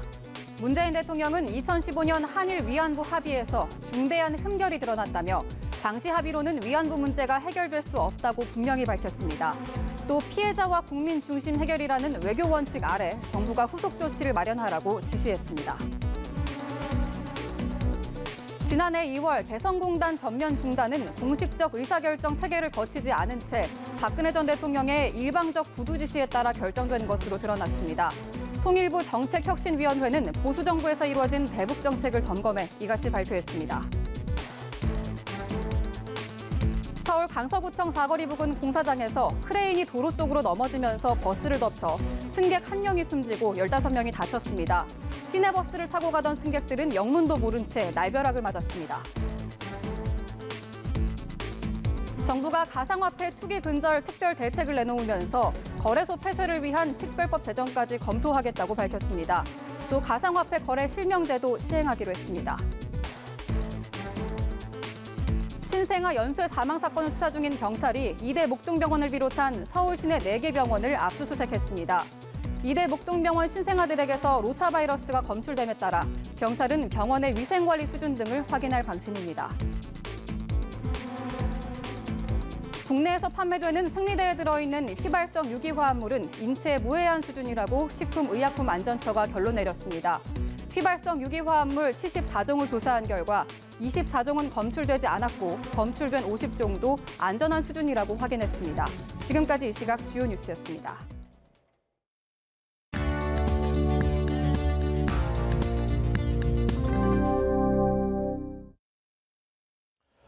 네, 지금 말씀드린 통일부 정책혁신위원회의 박근혜 정부 때의 대북정책 점검 결과 제일 골자는 개성공단 폐쇄가 박근혜 당시 대통령의 구두 지시만으로 이루어졌다. 그리고 그에 대한 근거는 구체적인 이유로 찾아볼 수가 없었다라는 내용입니다. 오늘 저희가 바로 이 정책혁신위원회에 소속돼서 활동했던 이물출 경남대 교수 그리고 이인배 한반도 미래포럼 수석 연구위원 초대했습니다. 자세한 해설 들려드리겠습니다. 안녕하십니까? 안녕하십니까? 자, 우선 정책혁신위원회가 언제부터 어떻게 활동했고 어떤 분들로 구성돼 있었는지부터 좀 설명해 주시죠. 예, 지난 9월 20일에 출범을 했습니다. 그래서 사실 정책혁신위원회는 이제 9명으로 구성이 되어 있고, 네. 그래서 이제 개성공단 건강산 분과 그리고 교류 지원 분과 그리고 법제도 분과 통일교육 분과 이렇게 해서 이제 4개 분과로 나눴습니다. 이 4개 분과를 만드는 과정에서도 지난 정부의 대북 정책, 통일 정책 관련해서 핵심 쟁점을 할 수 있는 것을 이렇게 추려서 이제 만들었고요. 사실 이 혁신위의 이제 성격을 좀 말씀을 우선 드려야 될 것 같습니다. 이게 이제 어떤 분들은 이제 적폐청산위원회의 성격을 갖고 있다고 말씀하시는데 저희들은 내부적으로 그게 동의하지 않았습니다. 이게 이제 무엇보다도 이 정권이 바뀔 때마다 대북 정책, 통일 정책이 이 변화됨으로 인해서 남북관계 발전도 이 일관성을 유지할 수가 없었고 또 많은 또 실질적으로 이제 교류 협력을 하는 기업인들과 같은 이런 분들이 또 피해를 입는 사례들이 이제 드러난 그런 현실을 우리가 이제 직시를 하면서 적어도 다음에 또 어떤 정부가 들어서더라도 대북 정책 또는 통일 정책은 좀 일관성 있게 또 지속 가능한 방식으로 추진되었으면 좋겠다는 목적 의식이 제일 강했습니다. 근데 그러면서 과거 정부의 이제 주요한 정책 그 결정 과정을 저희들이 점검하고 또 문제점을 파악하고 그래서 미래지향적인 정책 혁신 방안을 제시하는 데 초점을 맞췄다는 말씀을 꼭 드리고 싶습니다. 네. 교수님이 속해 있던 분과는 그중에서 개성 금강산 분과였다고요? 예. 그런데 이제 제가 주로 개성공단에 관심이 제일 많고 또 실제로 비중이 제일 높은 분야이기도 했고요.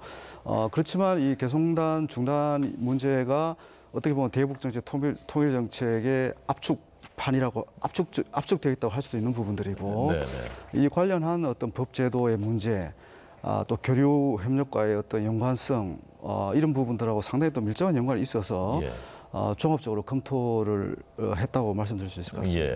그래서 오늘 제일 많이 그 언론들도 그렇고요, 국민들께서도 주목한 부분이 개성공단 폐쇄가 박근혜 대통령의 구두 지시만으로 이루어졌다. 그리고 거기에 대한 근거는 찾아보기가 어려웠다라는 부분인데요. 그 부분부터 먼저 좀 설명해 주십시오. 예, 저희들도 이제 이 부분에서 이제 가장 이 비중을 두고 예. 저희들이 이제 검토를 했던 부분인데요. 잘 아시지만 2월 10일에 이제 개송단이 전면 중단되었습니다. 정부 성명의 형식으로 이제 중단이 되었고요. 그리고 이제 2월 7일에 북한의 장거리 로켓 발사가 있었습니다. 이제 그리고 2월 7일에 이제 국가안전보장회의가 열렸고 2월 8일에 정확하게는 2월 8일에 이제 전 대통령께서 구두로 개송단 사실상의 폐쇄를 지시를 이제 했습니다. 이제 보다 구체적으로 말씀드리면 이제 국가안보실장, 그다음에 외교안보 수석, 그 결정 대통령의 이제 지시를 받고 이제 이 지시 사항을 이제 통일부 장관에게 전달하는 그런 과정들이 있었는데 이게 이제 공식 문서가 아니라 전화 통화로 알렸고 그 통화한 내용을 메모한 것을 이제 실무자들이 이제 갖고 있었고 그런 부분들을 저희들이 이제 함께 검토를 하게 되었습니다. 그러면서 이제 상황을 파악하게 된 것이죠. 예. 당시 홍영표 통일부 장관이 그러니까 그 내용을 전화로 통보를 받았다. 문서는 따로 없었고. 자, 그러면 그 홍 장관의 당시 장관이죠. 홍 장관의 발표 잠깐 들어보겠습니다. 현금이 대량 살상 무기에 사용된다는 그런 우려는 여러 측에서 우려가 있었고요. 또 여러 가지 그 관련 자료도 정부는 가지고 있고. 자, 우선 이 박사님께서는 그 대통령의 구두 지시만으로 어떤 문서도 없이 지시도 했고 그것이 전화를 통해서 됐다. 그 부분에 대해서는 어떻게 보십니까? 일단 그 앞부분에 대해서 정황을 전혀 우리가 알 수 없기 때문에 대통령이 어떤 판단을 근거를 듣는가에 대해서 지금 이물철 교수님께서 말씀하신 것처럼 전혀 근거를 좀 찾을 수 없어서 거의 가장 지금 판단하는데 어려움이 있을 거라는 생각이 드는데요. 어쨌든 그 다음 그러니까는 결론을 내려놓고 회의를 했다. 그렇기 때문에 개성공단은 어쩔 수 없이 그렇게 갈 수밖에 없었다라고 이제 이 결론이 내려본 부분이 있어서 대단히 아쉽다. 결과적으로 개성공단 폐쇄 자체가 잘 됐고 결정 자체가 잘 됐고 못 됐고에 대해서는 다른 또 재론의 여지가 있을 것 같은데요. 그 과정 속에서 그런 식으로 대통령이 미리 결정을 내리고 그것을 지시하다라고 그것을 사후에 추인하는 형식의 회의체를 활용한 것으로 나와 있다는 것은 저로 봤을 때도 조금 문제가 있는 결정이 아닌가라는 생각이 듭니다. 사실 저도 청와대에 있으면서 이 NSC 회의를 들어가서 이제 일을 해본 적이 있었는데 저는 뭐 그게 직급이 높지 않기 때문에 늘 들어가 있는 멤버는 아니었지만 네네. 특별한 일이 있을 때 들어가서 그 하는 회의 보면 대단히 그 난상토론 형식으로 하게 됩니다. 네. 국방부, 통일부, 외교부, 국정원장, 또 그 외교안보 수석, 지난번 박근혜 정부 때든지 국가안보실장 등등 그리고 비서실장이 들어오시는지는 모르겠습니다만 6분 정도가 거기에 대해서 아주 그 난상 토론을 하게 되거든요. 그러면서 그걸 속에서 서로 중지를 모여지기도 하고 토론이 덜 끝나면은 뭐 그냥 그대로 그냥 홀딩됐다가 넘어가기도 하고 이런 식으로 하게 되는 상황인데 그것이 이미 벌써 그러한 회의를 통해서 중지를 모아서 이것이 대통령의 건의가 되고 하는 것이 그 회의체의 기본적인 성격일 텐데 그렇지 않고 대통령이 어떠한 연유인지를 알 수 없는 판단 결정 사항을 내려보내서 그것을 결정했다라는 부분에 대해서는 좀 문제가 있어 보인다고 저는 생각은 듭니다. 네. 그 개성공단 폐쇄라는 것이 뭐 굉장히 매우 민감한 문제이고 또 굉장히 중대한 문제이고 오랫동안 논쟁이 됐던 사안이기도 하고 그래서 오늘 그 조사 결과 발표에서도 그 통칭이라는 용어가 쓰였지 않습니까? 대통령이 결국은 결단을 내려야 되는 그런 사안 아니냐라는 반론이 나올 수 있을 것 같습니다. 그 부분에 대해서 어떻게 판단하셨습니까? 저희들이 이제 가장 문제 삼은 것이 비단 그 박근혜 정부뿐만 아니라 그 이전에 뭐 이명박 정부도 포함이 될 것 같은데요. 대북 정책, 통일 정책 관련해서 중요한 결정을 대통령의 통치행위라는 이름으로 너무 쉽게 결정한 것들이 너무 많았다는데 저희는 상당한 문제의식을 갖고 있었고요. 그리고 또 국가 안위, 또 국민의 안위를 위해서 불가피하게 대통령이 결정했다는 부분도 사실은 충분히 고려를 했습니다. 했는데 이 개성공단 방금 말씀하신 대로 이 개성공단 같은 경우는 많은 당사자들이 있는 겁니다.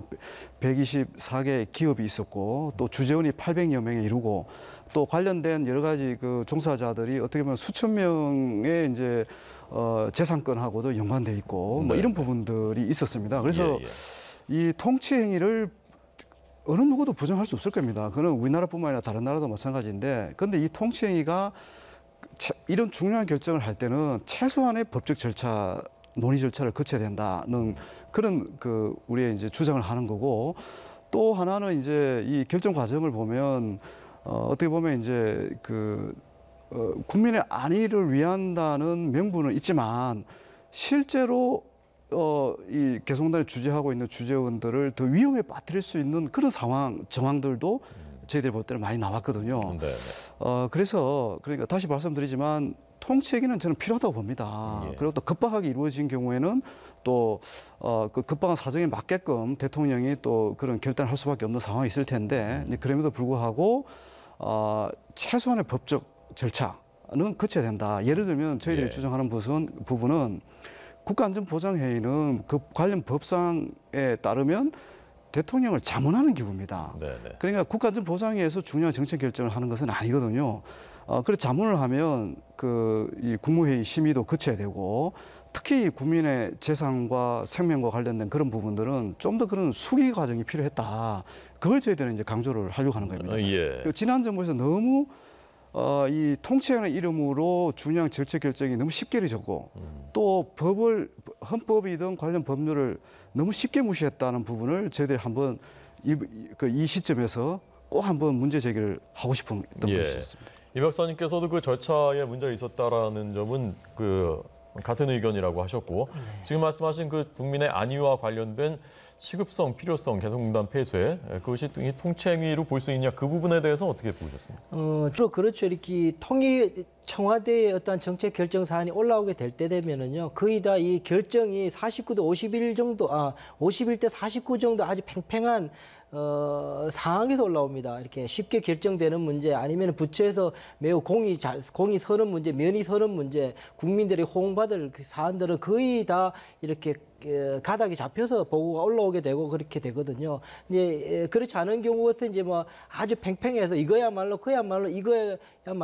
국민의 선거를 통해서 위임한 대통령의 권한을 통해서 결정 내려주십사. 관료들은 이제 그 위임받는 권한이 아니니까 그렇게 해서 그걸 두고 이제 통치 행위라고 그러는 부분인 거죠. 그래서 앞서 말씀드린 것처럼 여러 가지 수기 과정을 거치고 그런 속에서 이런 상황인데 어떡할 거냐라고 왔을 경우에 대통령께서는 그야말로 본인의 판단을 할 수 있겠죠. 여러 가지 정보를 보고 고민하고. 그러나 이제 그 이전에 어떻게 됐는지에 대해서 아직까지 정확하게 정황이 파악해지지 않아서 문제가 있다라는 생각은 들고요. 그럼에도 불구하고 여전히 이 임 교수님 말씀하시는 것처럼 이 대북 정책 또는 통일 정책 일관성 아니면은 안정성 그걸 말씀하신 부분 충분히 저도 이제 거기에 대해서는 공감하는 부분이 있고 또 그 필요가 있다는 생각이 드는데, 더 고민스러운, 저도 일하면서 고민스러운 문제 중에 학자였으면서 저는 일을 해본 사람이니까 고민스러운 부분이 상대가 워낙 변동이 진폭이 큰 부분이 있는 거죠. 우리가 안정적으로 정책을 끌고 변화를 적게 가져가게 할지라도 상대편이 워낙 진폭이 큰 변화를 일으킬 경우에는 어쩔 수 없이 그 상황에 따라서 그 정책 결정을 또 이렇게 할 수밖에 없지 않느냐라는 것이 있고, 그래서 특히나 김정일의 이 쇼크 받고 그러고 나서 또 뭐 천안함 폭침 사건 터지고 그러고 나서 김정일 죽고 그러고 김정은 들어서고 그러면서 핵실험이 계속 이득되고 하는 이런 격변의 한반도의 상황 속에서 그야말로 대통령이 심사숙고해서 결정해야 되는 것이지만 그 여전히 통치 행위로서의 어떤 결정도 여전히 필요한 부분이다. 제도적인 범위 내에서만 소화할 수 없는 부분은 여전히 있다라는 생각에 대해서는 무시할 수 없다. 임 교수님도 그거 전혀 무시하지는 않으셨는데 저는 그 부분은 좀 주목해 볼 필요가 있다는 생각도 듭니다. 네. 자, 잠깐만 죄송합니다. 조금 전 저희가 자막으로 보여드렸는데요. 앞서 말씀을 설명드렸던 것이기 때문에 잠깐만 말씀드리겠습니다. 이 변호사법 부칙에 따라서 사법시험이 이제 사흘 뒤 올해 12월 31일로 폐지되게 돼 있습니다. 그런데 이것이 위헌이 아니냐라고 사법시험준비생이 냈었던 이 위헌 심판 청구 사건 조금 전에 헌법재판소가 합헌이다. 그러니까 헌법에 어긋나지 않는다라고 결정을 내렸습니다. 사법시험은 예정대로 이제 사흘 뒤면은 폐지됩니다. 역사 속으로 사라지게 됐습니다. 자, 오늘 그 개성공단 관련해서 또 하나의 논점이 당시에 핵과 미사일 개발 자금으로 전용됐다. 개성공단에서 흘러들어간 현금이라는 부분, 통일부 장관의 아까 그 발표도 있었는데요. 그 부분에 대해서는 조사 결과 어떤 결론 내리신 겁니까? 그게 이제 개성공단 전면 중단 결정이 정부 성명 형식으로 이루어졌다는 말씀을 아까 드렸고요. 정부 성명 문안 안에 이것이 이제 대량 살상 무기로 전용되었다. 그래서 이제 액수까지 이제 구체적으로 이렇게 나왔습니다. 네. 나왔는데 이 부분도 굉장히 중요한 부분이어서 저희들이 이제 했더니 2페이지 분량에 어떻게 보면 이제 관련 정보기관에서 제출한 이게 전용된 증거라고 제시한 그 문건에 이제 기초해서 한 것으로 나중에 이제 밝혀졌는데요. 사실 이제 통일부는 이게 조금 무리수로 비칠 가능성이 있다고 해서 이 글을 개연성은 있지만 확실한 증거는 없기 때문에 이 개성공단 전면 중단의 명분으로 WMD에 이게 전용되었다 이런 문구를 빼려고 사실 통일부가 노력을 했더라고요. 했는데 이제 청와대에서 그 문구를 삽입해라 하고 이제 지시죠. 그게 나와서 이제 최종적으로 정부 성명에 그게 들어갔다는 거고.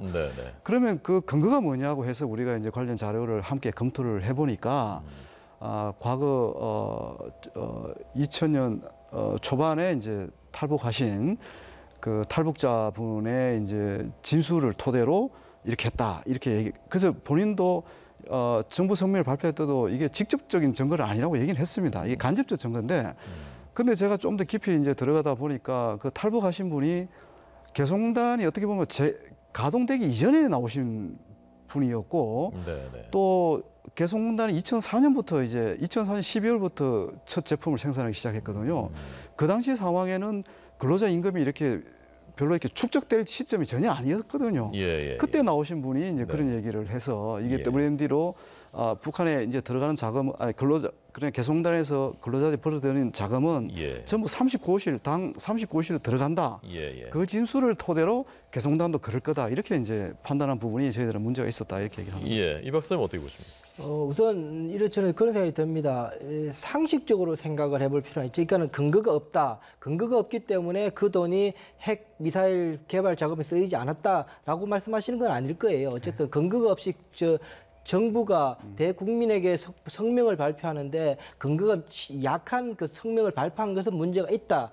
라고 볼 수 있지만 저는 여전히 이 북한 행위에 대해서 개성공단에 어떻게 돈이 전달되는 거는 교수님도 잘 아실 겁니다. 신권으로 $100짜리 신권으로 손 안 만진 거 그대로 띠도 안 뜯은 걸 가져와 개성공단에서 바로 북한 돈 넘어갑니다. 얘네들이 못 믿겠다 이거죠. 이거 혹시나 위패일까 싶어서 못 믿겠다 싶어서 깨끗한 돈으로 그냥 달러가 그대로 들어가서 그쪽으로 전달이 되는 돈이거든요. 그 돈이 제가 상식적으로 생각 그 돈 가지고 그 외국에서 그걸 가지고 모자란 쌀 식량 샀다라고 볼 수는 없지 않습니까? 그러니 분명히 그 하드 크런치 자체가 경화 자체가 그러한 가장 비밀리에 쓸 수 있게 용이한 돈이라고 추정을 할 수 있는 부분이라서 여전히 그러한 추측 자체가 저는 무용하다 또는 그게 틀렸다라고 볼 만한 근거는 아니다라는 생각을 저는 여전히 하게 됩니다. 그래서 개성공단 폐쇄 자체의 결정 자체에 일정 부분은 의미는 있다. 그거 자체가 결정 과정의 자체에서 미심쩍은 점이 있지만 그 결정 자체가 문제가 있다라고 보는 거는 저는 아닙니다. 덧붙이실 말씀 있습니다. 이 부분이 이제 굉장히 논란이 되는 부분이고 또 과거에 또 많이 또 YTN에서 많이 또 논쟁이 되었던 부분인데 사실 이제 맞습니다. 우리 이인배 박사님 말씀대로 저는 개연성이 있다고 봅니다. 저도 오랫동안 북한 연구한 사람으로서. 그런데 또 이렇게 또 한꺼풀 이렇게 벗겨서 안을 또 들여다보면 북한도 나름대로의 이제 재정을 운영하는 시스템이 있고 그래서 이제 일부 자금이 군사적 목적으로 사용됐을 가능성은 저도 있다고 봅니다. 그렇지만 그때 정부 성명에 나와 있는 내용은 개성공단 근로자들이 벌어들인 거의 1억 달러 이상 되는 모든 돈이 핵과 미사일 개발에 사용되었다. 그런 뉘앙스가 더 강하거든요. 또 그걸 이제 어떤 개성공단 전면 중단의 명분으로 이제 전면에 내세우는 것은 그거는 이제 좀 문제가 있다.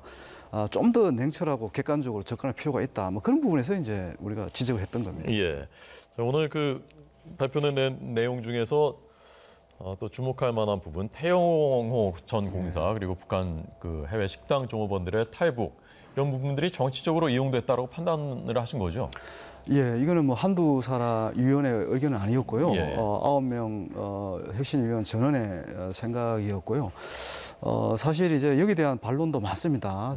제가 이 발표 현장에 있다가 YTN 오는 그 상황에서도 이 부분 관련해서 의견을 주신 분도 있었고 이랬는데, 이제 사실은 이 부분 정보 사항과 관련해서 이제 우리가 문제 삼은 것은 이제 총선을 앞둔 그런 미묘한 시점에 이제 이런 내용이 발표되었다는 거 하고 또 그 당시 이제 박근혜 정부의 대북 정책의 어떤 초점이 우리가 북한에 대해서 이렇게 제재를 가하고 있고 북한의 이런 내부 균열이 일어나고 있다는 것을 입증하기 위해서 이제 고위 탈북자가 들어왔다고 또 얘기를 했고 또 10여 명에 이르는 식당 종업원도 들어왔다고 하는 것을 그때 했던 부분들이었거든요. 근데 이게 이제 기존의 관례에도 어긋나고 또 실제로 이 식당 종업원들의 이제 부모나 가족들이 북한에 그대로 있는데 이걸 공개함으로 해서 이 사람들의 안위도 상당한 타격을 줄 수 있다. 이런 부분을 좀 고려한 어떤 공개 발표가 있어야 됐지 않았느냐 이런 부분에서 문제 제기를 한 것이지 뭐 다른 부분은 저희들이 제기한 것은 아니었습니다. 이 박사님. 우선 뭐 이 정보 사항에 대해서 정보라는 게 정보와 개론 처음 나온 말이 그겁니다. 사용자와 이 공급자 간의 관계를 어떻게 설정할 것인가 가장 그래서 뭐 닭과 계란의 논쟁처럼 늘 있는 그 중에 하나인데 임 교수님 말씀하신 것처럼 너무 사용자 측에 밀착된 정보 제공과 활용이었다라는 심정이 갈 만한 시기였다 뭐라고 할 부분이 있습니다. 그런데 제가 굳이 그러니까 이 정보에 관해서 하려 그러면 제 욕심이지만 과연 그럼 통일부는 북한 내부의 상황들 아니면 여러 가지 교류 사업이나 탈북자들이나 관리하는 주무부처인 통일부로서 그런 이 탈북자들이나 그런 분들을 통해서 북한 내부의 정황과 상황 파악이 얼마나 전략적으로 그것을 잘 갖추고 있고 잘 그걸 섭득해내고 어떻게 국가 역량을 북한에 대한 협상력과 북한을 변화시키기 위한 어떠한 능력을 키우는데 국가 능력을 키우는데 얼마나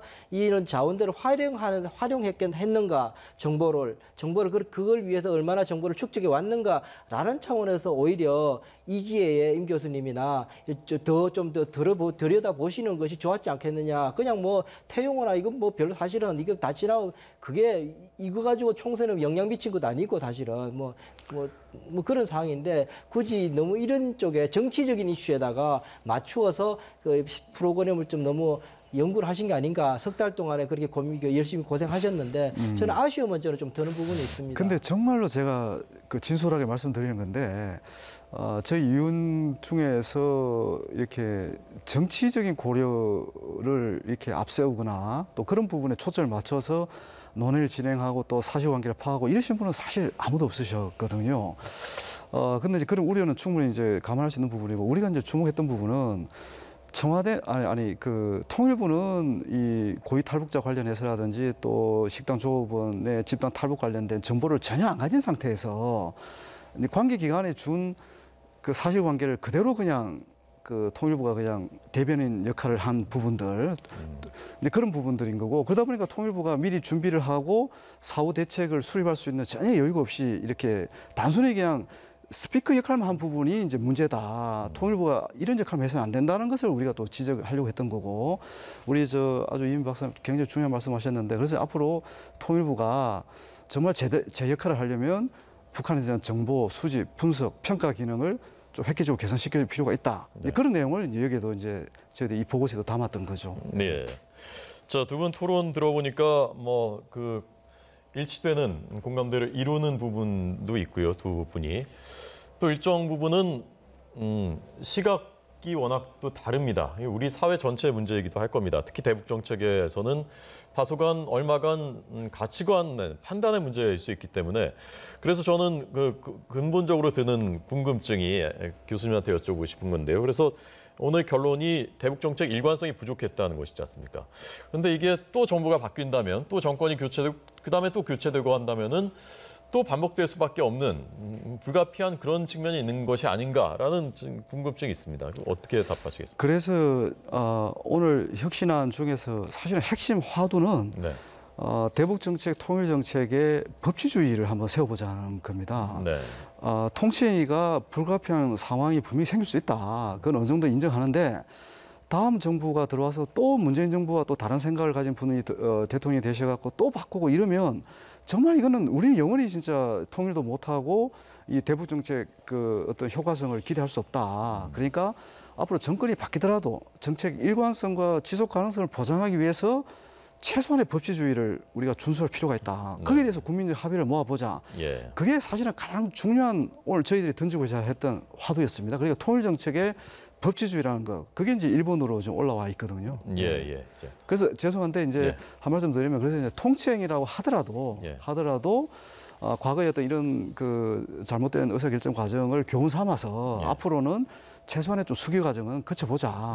법제도적 절차를 한번 거쳐보자. 그게 이제 저희들이 가장 강조하고자 했던 부분이었습니다. 예, 덧붙이실 말씀 있으면 짧게 듣겠습니다. 이건. 네, 교수님 말씀 100% 저 공감하는 부분인데 단지 우려가 되는 부분은 그런 겁니다. 과정에 대해서 온당치 못한 거에 대해서는 정확하게 짚어서 그걸 법 테두리 내에서 법치국가입니다. 인치국가 아닙니다. 법 테두리 내에서 어떻게 소화할 것인가를 다룬 것에 대해서는 평가할 수 있습니다. 그러나 정책 결정 내용에 대해서 이것이 문제가 있다라고 이야기하는 것은 늘 정권이 바뀔 때마다 나타날 수밖에 없습니다. 그렇기 때문에 거기에 대해서 보면 여기에 그런 문구들이 조금 있더라고요. 보면은 이것이 그런 결정 자체가 뭐 한국의 입지를 제약시켰다. 그런 결과를 낳았다 이런 식으로 평가를 한 부분도 있는데 그렇게 정책 결정 내용 자체를 평가하는 건 조금 위험하다는 생각이 하나 들고 또 하나 드는 내용은 사실은 이 통일부 대단히 엘리트 집단입니다. 근데 여기에 보면 대통령이 시켜서 했다라고밖에 안 돼요. 어제 외교부의 위안부 문제도 그렇고 그것도 대통령이 시켜서 해서 이렇게 됐다. 외교부는 뭐 그런 식의 나는 전문을 다 읽어봤는데 그렇고 오늘도 이리 보면은 이게 남북 협상도 청와대가 다 했고 개성공단도 대통령이 결정했고 뭐 그렇게 하다 보니 이렇게 됐다라고 이야기하는 부분이 있어서 과연 오히려 대통령은 5년 하지만 20년, 30년 하는 엘리트 관료 조직에서 과연 아무런 이렇게 역할이 없는 것처럼 보이는 것이 대단히 아쉽다라는 생각이 듭니다. 네. 자, 두 분 생각은 다릅니다만은 오늘 두 분 토론을 듣다 보니까 그래도 합리적인 공감대 그리고 대화의 가능성, 공통 분모가 있는 것 같아서 그래도 다행이다 생각이 들었습니다. 그동안 위원회 활동하느라 고생하셨고요. 박사님 나와주셔서 고맙습니다. 잘 들었습니다. 네, 고맙습니다.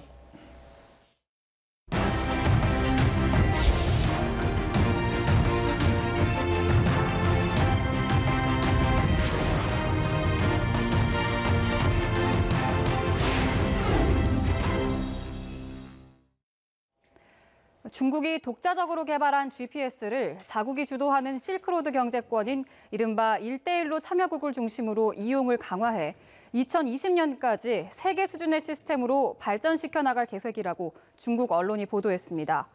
중국은 지난 2012년부터 자체 개발한 위성 위치 측정 시스템인 베이더우를 아시아 태평양 지역을 중심으로 운영하고 있고 미국 GPS 시스템에 대항할 목적으로 구축에 매진해 왔습니다.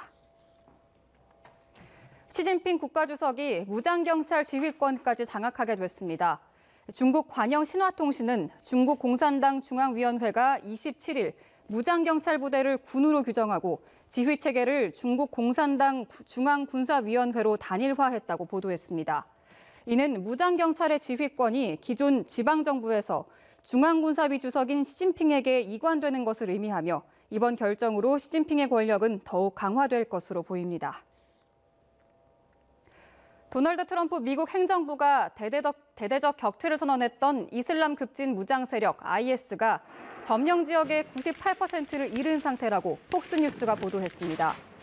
폭스뉴스는 미 국방부 관계자를 인용해 미군이 이끄는 3만 명에 달하는 연합군과 현지군이 IS 세력 7만 명 정도를 섬멸했다며 이러한 성과는 대부분 트럼프 대통령이 취임한 이후 10개월간 이루어진 것이라고 밝혔습니다. 인도네시아 북자카르타에 있는 시나붕 화산이 또다시 분화했습니다. 인도네시아 국가재난방지청은 어제 시나붕 화산이 폭발해 4,600m 상공까지 화산재가 분출했다고 밝혔습니다. 인근 마을 여러 곳에 화산재가 떨어졌지만 사상자는 발생하지 않은 것으로 파악됐습니다. 미국 위스콘신주 밀워키에서 10대 2명이 불타는 차량에서 극적으로 구조됐습니다. 화면 함께 보시죠. 밤늦은 시간 찻길에 승용차 한 대가 뒤집혀 있습니다. 차에서는 뿌연 연기가 끊임없이 솟아오르는데요. 차가 중심을 잃으면서 전신주를 들이받고 불길에 휩싸인 겁니다. 이때 주변을 순찰하던 경찰관 2명이 우연히 현장을 목격하고 바로 구조에 나섰는데요. 16살 운전자와 차 안에 함께 있던 다른 10대 일행을 무사히 꺼내서 병원으로 옮겼습니다. 위급한 상황에서 발벗고 구조에 나선 두 경찰관은 이 지역 경찰 특별포상 후보에 올랐다고 합니다. 우크라이나 정부군과 러시아의 지원을 받는 분리주의 반군이 현지 시각 27일 포로 300여 명을 교환하는 데 성공했습니다. 영국 일간 가디언은 이날 정부군 포로 74명, 반군 포로 246명이 동시에 석방됐다고 보도했고 이번 포로 교환은 양측의 2014년 무력 분쟁 이후 최대 규모입니다. 러시아 모스크바의 한 제과 공장에서 현지 시각 27일 오전 전임 사장과 현직 간부들이 금전 문제로 승강이를 벌이던 중 전임 사장이 주변 사람들에게 총을 쐈습니다. 이 총격으로 한 명이 숨지고 여러 명이 부상했고 총에 맞아 숨진 사람은 공장 경비원인 것으로 전해졌습니다. 러시아 상트페테르부르크의 대형 슈퍼마켓에서 사제 폭탄이 터져 최소 10명의 내장객이 다쳤다고 러시아 언론들이 보도했습니다. 이번 폭발은 현지 시각 27일 오후 6시 반쯤 발생했고 시 재난당국은 폭발로 인해 슈퍼마켓 천장 일부와 벽이 부서졌지만 대규모 건물 붕괴는 발생하지 않았다고 발표했습니다. 네, 이번에는 2017년 연예계를 돌아보는 순서입니다. 올 한 해 관찰 예능의 인기가 여전한 가운데 짠돌이 캐릭터가 전성시대를 맞았고 아이돌 그룹 방탄소년단은 K-팝의 새 역사를 기록했습니다. 이광현 기자입니다. 연초 비와 김태희의 결혼 소식으로 들썩였고 두 사람은 지난 10월 딸을 낳았습니다. 10월의 마지막 날에는 송혜교와 송중기가 100년 가약을 맺었는데 중국 언론이 드론까지 띄워 무단 생중계를 할 만큼 관심이 뜨거웠습니다. 예능을 통해 등장한 이른바 짠돌이 캐릭터들이 돋보인 한 해였습니다. 수십억 원대 빚을 지고도 꿋꿋하게 방송하며 자신의 삶을 사는 모습을 보인 이상민은 예능 방송인 브랜드 평판 1위를 차지했고 궁상민과 함께 절약 캐릭터로 데뷔 25년 만에 제1의 전성기를 맞은 김생민은 올해 최고의 유행어를 만들어냈습니다. 스튜핏이 10년 전, 9년 전에 제가 굉장히 재밌게 들었던 이야기였어요. 그러나 어디서도 쓸 수 없는. 그리고 한류의 새 역사를 쓰며 이른바 빌보드 아이돌로 거듭난 방탄소년단. 싸이의 바통을 이어받아 K-팝이란 하나의 문화를 해외 시장에 확실하게 각인시켰습니다. 미국 진출에 성공해 각종 기록을 갈아치우며 빌보드 연말 결산 톱 아티스트 부문 10위를 기록했습니다. 거창한 목표를 세우지 않고 자신들의 속도를 유지한 점이 성장 비결로 꼽힙니다. 거국적인 목표를 갖고 만들었던 그룹이 아니잖아요. 그래서 자기들에게 가장 잘 맞는 그런 속도로 만들어졌고 그게 성장을 해나갔고요. 그렇게 하면서 어떤 막 뚜렷한 큰 목표를 두고 만들어지지 않다 보니까 오히려 욕심 없이 자기들만의 색을 낼 수 있었던 것 같아요. 워너원으로 대표되는 오디션 프로그램의 인기로 거대한 팬덤이 형성되면서 아이돌의 위상도 한층 높아진 한 해였습니다. 영화를 계기로 가수 김광석의 죽음에 대한 의혹이 급부상해 고인의 딸이 10년 전 사망한 사실이 알려져 2달 넘게 논란이 계속됐고 국민 배우들에 대한 잇단 비보에 슬픔과 애도가 이어졌습니다. 5년 투병 끝에 김영애 씨가 별세했고 영화와 예능을 넘나들며 사랑을 받았던 김주혁 씨는 갑작스러운 교통사고로 유명을 달리했습니다. 2017년 끝자락엔 샤이니 종현이, 속에서부터 고장이 났다는 유서를 남기고 팬들과 영원한 이별을 했습니다. YTN 이광현입니다. 부모가 모두 뚱뚱하면 아이도 비만일 확률이 4.6배 높은 것으로 나타났습니다. 국민건강보험공단이 영유아 11만 2천여 명과 부모의 비만 여부를 조사한 결과 부모가 비만인 자녀의 비만율은 14.4%로 그렇지 않은 아이보다 4.6배 높았습니다. 서울시는 다음 달 2일부터 7일까지 여의도 한강공원 이벤트 광장에서 서울 핫 윈터 마켓을 연다고 밝혔습니다. 평일은 오후 5시부터 10시까지, 주말은 오후 3시부터 9시까지 푸드트럭 30대가 참여해 타코와 팟타이 등 세계 각국의 다양한 음식을 판매합니다. YTN은 오늘 주주총회와 이사회를 열고 전 머니투데이 방송 대표이사 최남수 씨를 신임 대표이사로 선임했습니다. 최남수 신임 YTN 사장은 서울대 경제학과를 졸업한 뒤 한국경제신문과 서울경제신문, SBS에서 기자 생활을 했고 1995년 YTN에 합류해 경제부장과 경영기획실장 등을 지냈으며 2008년 머니투데이 방송으로 옮겨 보도본부장을 거쳐 대표이사를 역임했습니다. 최남수 대표이사의 임기는 오늘부터 3년입니다. YTN은 노사 합의로 지난 22일 주주총회에서 안건 상정 없이 연기회를 결의한 뒤 협상을 통해 어제 YTN 바로 세우기 및 미래 발전을 위한 노사 합의문에 서명했으며 오늘 연기회를 속개해 대표이사를 선임했습니다.